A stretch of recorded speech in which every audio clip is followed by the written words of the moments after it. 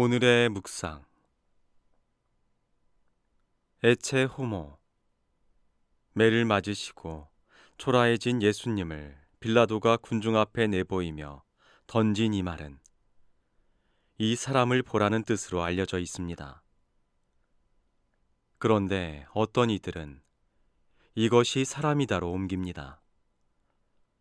라틴말 에체가 단순한 감탄사가 아니라 존재의 실제를 가리키는 말이기 때문이죠. 그러나 여기서 중요한 점은 문법이 아니라 이 말이 가리키는 인간의 본질에 대한 성찰입니다. 과연 무엇이 사람이라는 것일까요? 상처투성이가 되신 예수님, 아무 힘도 없이 조롱당하시는 그분을 두고 이것이 사람이다 라고 말한 까닭은 무엇일까요? 이렇게 생각해 볼 수 있지 않을까요? 다시 말해서 상처받을 수밖에 없는 존재. 결코 자신의 힘만으로는 완전에 이룰 수 없지만 완전을 꿈꾼다는 점에서 더욱 좌절할 수도 있는 존재. 그것이 바로 사람이라고 말입니다. 죄에서도 마찬가지입니다. 죄를 짓고 싶어서 짓는 사람은 없을 것입니다. 그러나 우리는 수없이 넘어집니다. 그럴 때마다 나는 안 돼 라며 자책하는 것이 과연 하느님께서 바라시는 모습일까요? 아닙니다. 하느님께서는 오히려 그렇게 넘어질지라도 우리가 당신을 붙잡고 다시 일어서기를 바라십니다. 넘어지는 것이 바로 사람이기 때문입니다. 에체 호모. 이것이 사람이다. 자신이 얼마나 자주 넘어지는 존재인지 절실히 깨닫는 그 순간, 너 어디 있느냐? 라는 하느님의 물음에 비로소 진심으로 예, 여기 있습니다 하고 대답하게 되지 않을까 합니다. 이 고백이 바로 신앙의 출발점이 될 수 있습니다. 그러므로 부활은 넘어지는 사람으로서 철저히 자신을 마주한 사람으로서 맞이해야 합니다. 사순시기를 시작하는 오늘, 머리에 죄를 얹으며 듣는 주님의 말씀에 깊이 머물 수 있기를 바랍니다. 사람아, 너는 먼지이니 먼지로 돌아갈 것을 생각하여라.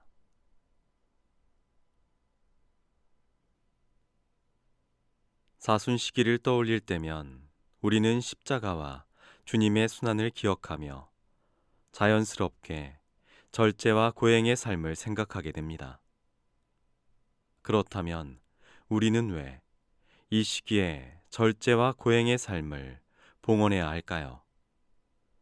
오늘 복음은 바로 이에 대한 응답이라 할 수 있습니다. 우리가 해마다 사순시기에 절제하고 고행하는 까닭은 먼저 주님의 순환에 동참하려는 마음에서 비롯됩니다. 그러나 이 동참이 다만 그분을 따라 고통을 겪어보는 데 그친다면 그것이 신앙인의 의무라고 단정하기는 어려울지도 모릅니다. 부모가 자신의 고통을 자녀가 똑같이 겪기를 바라지 않듯이 말입니다. 그래서 우리는 다시금 주님의 말씀을 떠올립니다. 날마다 제 십자가를 지고 나를 따라야 한다. 주님께서 말씀하신 십자가는 제 십자가, 곧 자기 몫의 짐입니다. 우리는 때때로 생명과 죽음의 갈림길에서 머리로는 생명의 길을 알면서도 몸은 여전히 죽음의 길에 머무르려는 내적 갈등을 겪습니다. 이런 긴장과 모순이 우리가 지는 십자가의 한가운데에 있습니다. 그러나 오늘 화답송처럼 우리가 주님을 온전히 신뢰한다면 그 어떤 고통도 우리를 그렇게까지 무겁게 짓누르지 못할 것입니다. 결국 우리가 지는 십자가의 무거움은 결단의 부재에서 비롯된 것이며 사순시기의 핵심은 고행의 강도가 아닌 주님과 함께하려는 결단의 진정성에 있지 않을까요? 2026년 사순시기를 맞아 역설적인 꿈을 꾸어 봅니다. 이번 사순시기 동안은 정말 편안한 십자가의 길을 걸을 수 있게 되기를, 곧 주님을 향한 결단이 두려움 없이 이루어지는 은총의 시간이 되기를 기도합니다. 그래서 다음의 기도가 더 절실해집니다. 하느님, 제 마음을 깨끗이 만드시고 제 안에 굳건한 영을 새롭게 하소서. 부서지고 뉘우치는 마음을 하느님, 당신은 업신여기지 않으시나이다. 오늘 화답송은 참된 회개의 본질이 무엇인지 다시금 일깨워 줍니다. 사실 회개를 가로막는 가장 큰 장애물은 뜻밖에도 자존심일 수 있습니다. 실제로 너무 죄송해서 고해성사조차 볼 수 없다라는 말 속에는 참된 뉘우침보다는 상처 입은 자존심이 앞서는 경우가 적지 않습니다. 이럴 때 떠오르는 장면이 있습니다. 큰 잘못을 저지른 자녀가 죄책감과 당혹감에 휩싸여 집을 뛰쳐나갔다가 한참을 망설인 끝에 돌아와 문 앞에 서 있는 모습입니다. 그는 부모님이 나를 받아주실 리 없다라는 생각으로 자기 자신을 가로막지만 정작 부모는 마음이 상하였을지언정 자녀를 버릴 생각은 없습니다. 여전히 사랑하고 기다립니다. 이런 끝없는 자책이 과연 부모에 대한 참된 미안함일까요? 반드시 그렇지만은 않습니다. 어쩌면 그 자책은 여전히 자신의 기준으로 상황을 통제하려는 교만의 또 다른 얼굴일지도 모릅니다. 우리는 때때로 자책을 속죄로 착각하지만 사랑의 관계에서 중요한 것은 해명이나 보상이 아니라 나, 그리고 나의 사랑입니다. 이런 맥락에서 오늘 독서와 복음이 전하는 단식의 의미를 새롭게 되새겨 봅니다. 단식은 그저 보여주기 위한 행위도 아니고 자신의 잘못에 대하여 이 정도 뉘우치면 되겠지 하는 식의 거래도 아닙니다. 오히려 내가 단식하여 남겨둔 것을 기꺼이 필요한 이에게 나눌 줄 아는 사랑의 실천, 곧 하느님의 사랑을 세상에 드러내는 표현이어야 합니다. 사순시기의 여러 결심에 앞서 오늘 복음 한 호성을 마음에 깊이 새겨봅니다. 너희는 악이 아니라 선을 찾아라. 그래야 살리라. 그래야 주님이 너희와 함께 있으리라. 사순시기를 맞아 많은 이가 회개를 결심합니다. 그러나 회개를 잘못을 고치는 것으로만 이해한다면 우리는 신앙이 전하는 회개를 절반만 이해하고 있는 셈입니다. 신앙에서 말하는 회개의 핵심은 마음을 돌리는 데 있습니다. 저는 그래서 회심이라는 표현을 선호합니다. 얼핏 말장난처럼 보일 수도 있지만 고친다와 돌린다는 분명 다른 방향을 가리킵니다.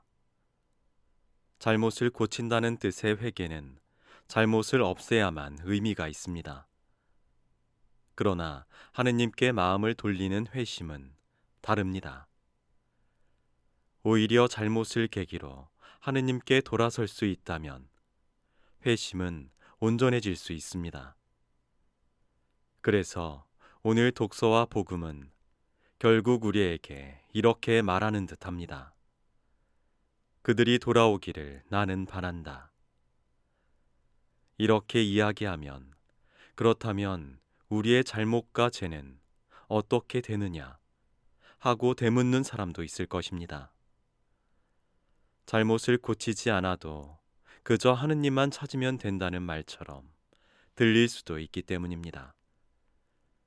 이에 다시 짚고 넘어가야 할 것이 있습니다. 바로 죄의 개념입니다. 계명을 어기고 해서는 안 될 일을 저지르는 것도 죄이지만 더 근본적인 죄는 하느님과 멀어지는 것이 아닐까요? 하느님께 마음을 돌리면서 동시에 하느님과 멀어지는 삶을 이어갈 수는 없지 않을까요?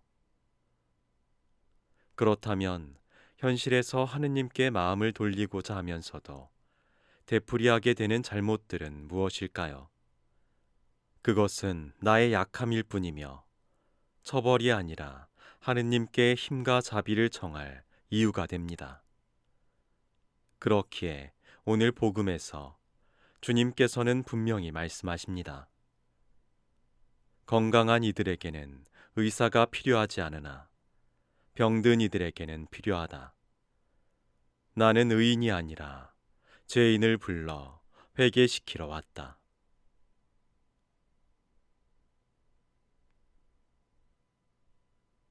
한 사람이 붕어빵 가게에 들렀다가 3개 1,000원, 1개 300원이라는 가격표를 보고 의아해 하였습니다. 보통은 많이 살수록 저렴한데 이 집은 오히려 낱개가 더 쌌던 셈이죠. 주인은 이렇게 말하였습니다. 붕어빵을 하나씩 사 먹는 사람이 더 가난하거든요. 1,000원이 없어 1개만 사는 사람을 위한 배려였던 것입니다. 물질 중심인 세상의 관점에서는 이해하기 어려운 일이지만 가난한 이를 중심에 두고 생각하면 자연스럽고 오히려 감사할 만한 일입니다. 그렇다면 우리의 관점은 어디를 향하고 있을까요? 무엇을 바라보는가에 따라 우리는 유혹을 물리치기도 그 유혹에 무너지기도 합니다. 오늘 복음은 광야에서 유혹을 받으시는 예수님을 보여주는데 이는 우리 인간들이 겪는 유혹과 같습니다. 비유와 상징으로서 드러난 예수님께서 받으신 유혹은 다음과 같이 정리해 볼 수 있을 것입니다. 첫 번째는 아무런 노력 없이 불편함을 쉽게 해결하려는 유혹입니다. 두 번째는 하느님의 기적을 기대하며 시험하고자 하는 유혹입니다. 마지막은 세상의 권세와 영광, 곧 세상에서 마음대로 할 수 있는 특권에 대한 유혹입니다. 이 유혹들을 물리칠 때 우리는 악마가 아닌 주님과 함께하는 삶을 살 수 있습니다. 그리고 이는 세상의 관점이 아니라 하느님의 관점, 사랑의 관점에서 바라볼 때에만 가능할 것입니다. 그러므로 유혹 앞에서 예수님께서 하신 말씀을 기억합시다. 사람은 빵만으로 살지 않는다. 주 너의 하느님을 시험하지 마라. 주 너의 하느님께 경배하고 그분만을 섬겨라. 이 말씀을 마음에 깊이 새기며 우리가 사순시기 유혹을 물리칠 수 있기를 기도합니다. 아멘.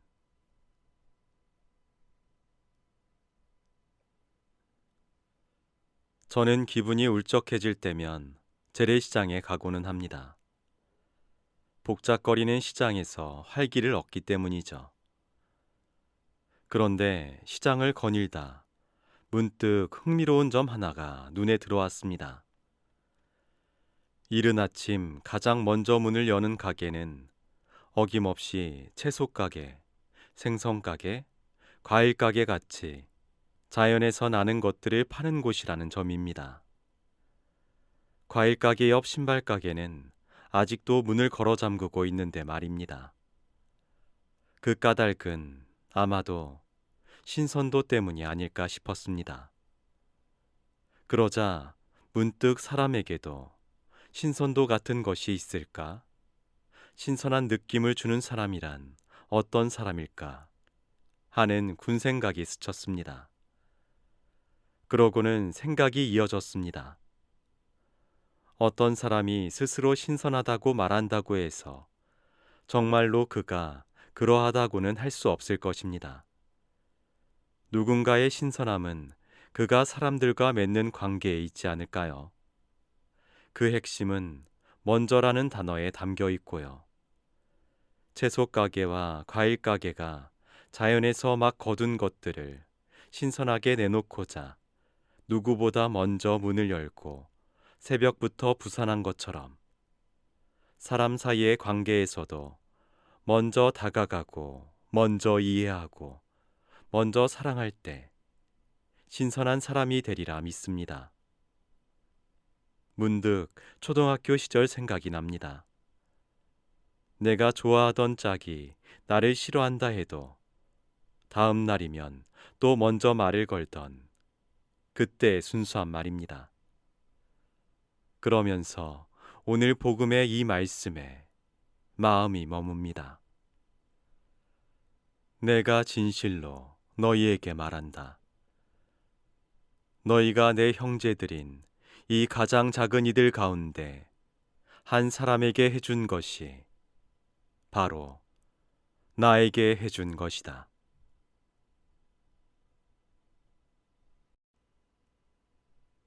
언제부터인가 우리의 일상은 숨가쁘게 돌아가고 있습니다. 그런 요즘은 누구나 휴대전화를 들고 다닙니다. 그러면서 내가 필요할 때 바로 연락하고 상대도 바로 응답하기를 기대하죠. 그러나 하느님께 드리는 기도는 휴대전화처럼 바로 연결되는 것이 아닌 듯 합니다. 하느님께서는 제가 기도를 드릴 때마다 곧바로 응답해 주시진 않는 것 같기 때문입니다. 가끔은 하느님께서도 기도를 골라서 받으시는 걸까? 하고 서운해질 때도 있지만 문득 이런 생각이 들었습니다. 기도는 어쩌면 삐삐, 오래전에 있었던 무선 호출기와 더 닮았는지도 모르겠다고요. 삐삐는 문자 대신 숫자로만 마음을 전하던 기계였죠. 이쪽에서 먼저 메시지를 남기고 나면 상대의 응답을 진득하게 기다려야 하였습니다. 물론 때때로 파리파리처럼 빨리빨리라는 뜻을 담은 숫자를 덧붙이기도 하였지만 그 시절, 그 기다림 안에서 마음이 더 깊어졌던 기억이 납니다. 그래서일까요? 한편으로는 기도가 오히려 삐삐보다도 더 오랜 시간이 필요한 편지와 같지 않을까 싶습니다. 순간의 감정에 따라 급히 거는 전화가 아닌 한자 한자 눌러서 내려가는 마음을 다한 편지 말입니다. 편지를 붙인 뒤에는 설렘으로 답장을 기다렸던 기억이 납니다. 주님께서는 오늘 복음에서 우리에게 기도하는 법을 가르쳐 주십니다. 사순 시기를 지나는 지금 우리의 기도도 이와 같으면 좋겠습니다. 정성을 다하여 기도를 드리되 응답이 없다고 조급해하지 않고 오히려 설레어 하면서 기다릴 줄 아는 그런 기도 말입니다. 주님께서는 오늘 우리에게 이렇게 말씀하십니다.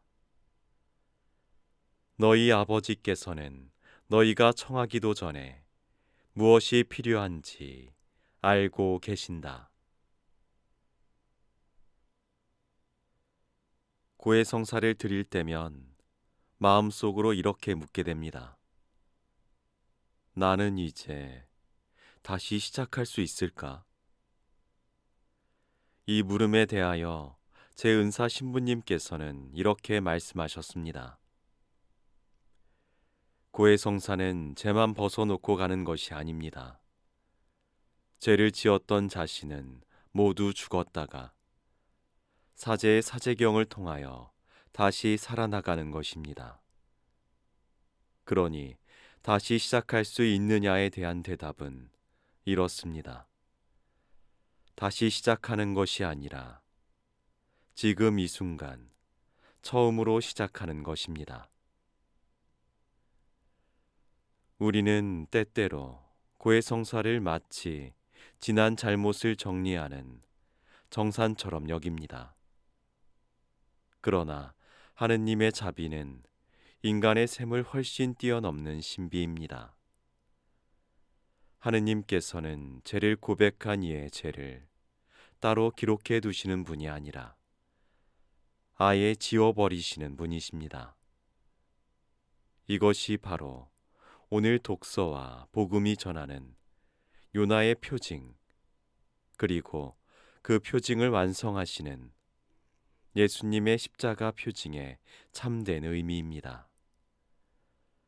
하느님께서는 니네베 사람들을 반드시 벌하시겠다고 하셨지만 그 뜻을 바꾸게 한 것은 위대한 업적이 아니라 죄인들의 솔직한 회개였습니다. 하느님께서는 곧바로 마음을 돌리셨습니다. 그런데 우리에게는 니네베보다 더 큰 표징, 곧 예수 그리스도의 십자가가 주어졌습니다. 사순시기는 이 십자가 앞에서 우리의 잘못을 성찰하고 회개의 길을 걸어가는 은총의 시기입니다. 이 사순시기를 통하여 우리 삶 속에 어두움과 허물을 기꺼이 벗어버릴 수 있기를 바랍니다. 사순시기를 지내는 우리 모두 오늘 화답송을 마음 깊이 새기며 다시 노래하였으면 합니다. 부서지고 뉘우치는 마음을 하느님, 당신은 업신여기지 않으시나이다.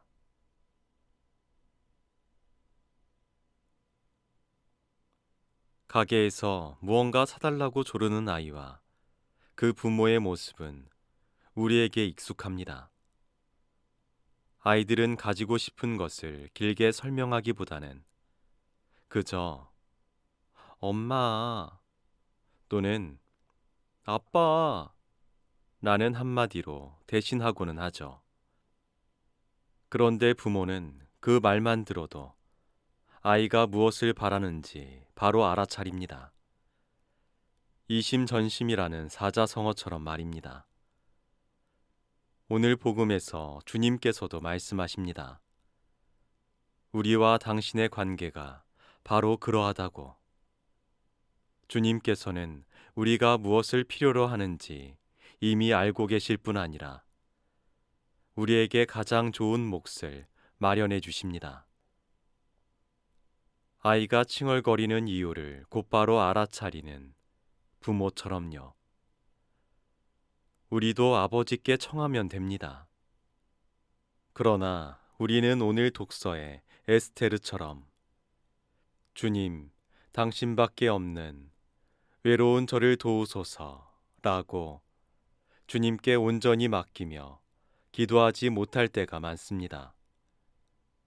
사실 우리는 여러 가지 수단을 먼저 써보고 그래도 해결되지 않으면 괜한 분노를 터뜨리다가 나중에서야 기도를 떠올리고는 합니다. 그래서 다짐해 봅니다.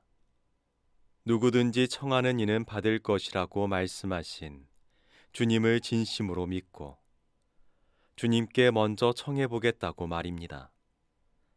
화가 날 때, 억울할 때, 짜증이 날 때, 곧바로 인간적 반응을 보이기보다 주님 도와주십시오 또는 예수, 마리아, 요셉이라는 짧은 기도를 바쳐보기로 말입니다.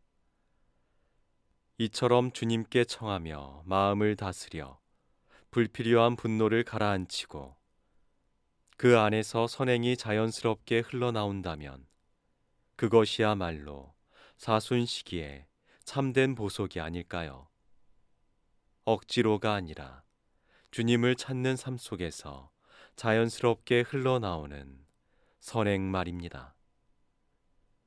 오늘 독서가 우리의 일상 속 기도로 살아 숨쉬기를 청합니다. 주님, 당신밖에 없는 외로운 저를 도우소서. 당신께서는 모든 것을 알고 계십니다.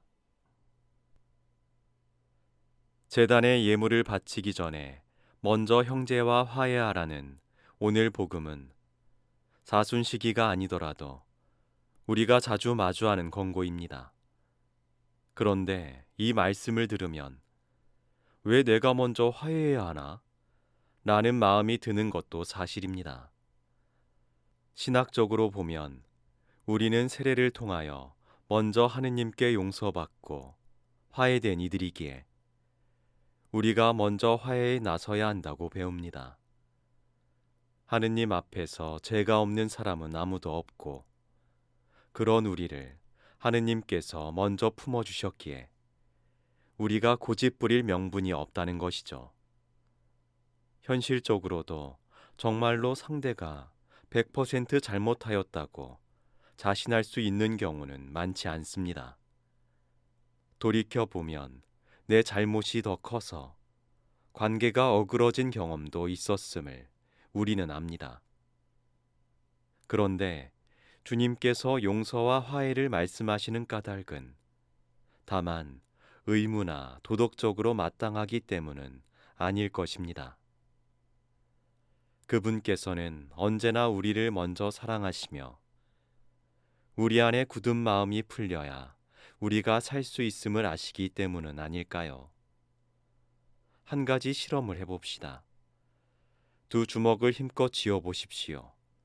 그 상태에서 웃어보십시오. 무언가 어색한 느낌이 들지 않나요? 마음도 그렇습니다.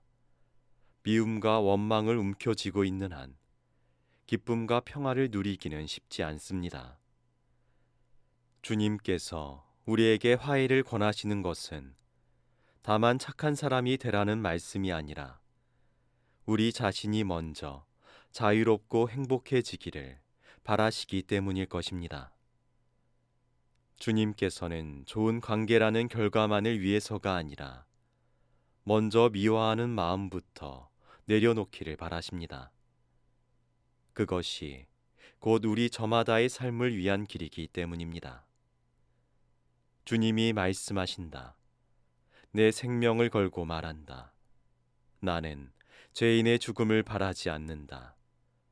죄인이 돌아서서 살기를 바란다.